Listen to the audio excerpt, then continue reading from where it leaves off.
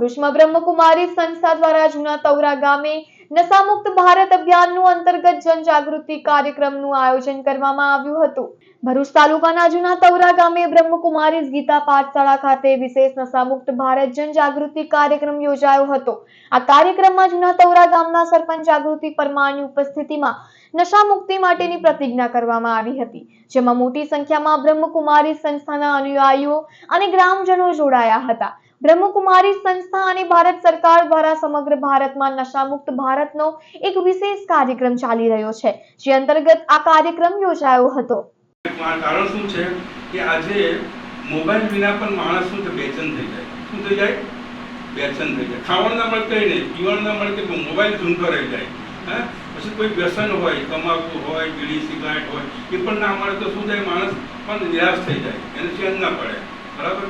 એ જ પ્રમાણે ઘણા વ્યક્તિઓને પોતા વ્યસનથી એટલા બધા ગ્રસ્ત કુટેવોથી એટલા બધા ગ્રસ્ત થઈ ગયા હોય, એટલી બધી કુટેવો એમના પર સવાર થઈ ગઈ હોય, એ કુટેવોને પોતે છોડવા માંગે છે, છતાં પણ છોડી શકતા નથી।